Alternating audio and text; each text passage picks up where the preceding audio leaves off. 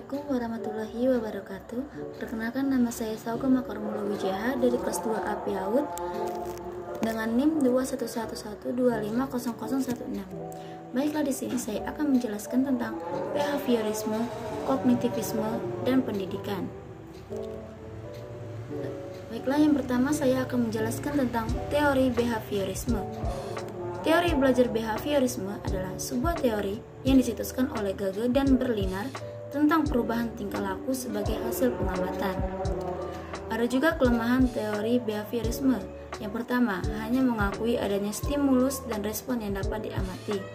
Yang kedua, kurang memberikan ruang gerak yang bebas bagi pelajar untuk berkreasi, bereksperimentasi, dan mengembangkan kemampuan sendiri. Yang ketiga, pembelajar berpikir linear, konverger, tidak kreatif, dan tidak produktif. Yang keempat, pembelajar atau orang yang belajar harus diharapkan pada aturan-aturan yang jelas dan ditetapkan terlebih dahulu secara ketat. Yang kelima, kontrol belajar harus dipegang oleh sistem yang berada di luar dari pembelajaran. Selanjutnya, kelebihan dari teori behaviorisme. Sesuai untuk perolehan kemampuan yang membutuhkan praktik dan pembiasaan yang mengandung unsur-unsur seperti kecepatan, spontanitas, kelenturan, dan refleks.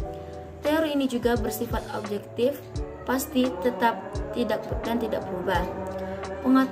Pengetahuan sangat terstruktur sehingga belajar sangat efektif dan dapat memperoleh materi yang jelas. Selanjutnya, teori kognitivisme. Istilah kognitif berasal dari kata cognition yang berarti pengertian.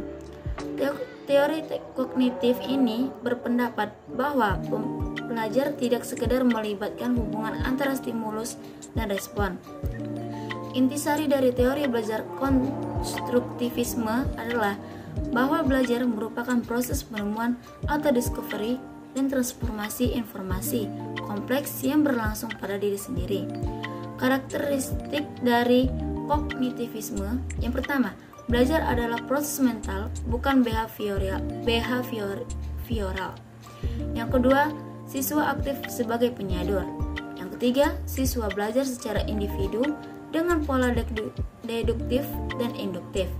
Yang keempat, intrinsic motivation sehingga tidak perlu stimulus.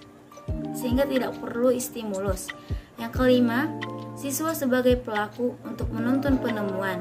Yang keenam, guru memfasilitasi terjadinya proses insight. Selanjutnya, pendidikan. Pendidikan adalah suatu proses pembelajaran melalui pengetahuan, keterampilan, dan kebiasaan sekelompok orang yang ditransfer dari suatu generasi ke generasi berikutnya melalui pengajaran, pelatihan, dan penelitian. Ada juga fungsi pendidikan. Yang pertama, mempersiapkan anggota masyarakat untuk mencari nafkah. Yang kedua, mengembangkan bakat perseorangan demi kepuasan pribadi dan bagi kepentingan masyarakat. Yang ketiga, melestarikan budaya. Yang keempat, menanamkan keterampilan. Ada juga fungsi lain dari lembaga pendidikan adalah sebagai berikut. Yang pertama, mengurangi pengendalian orang tua. Yang kedua, menyediakan sarana untuk perkembangan. Yang ketiga,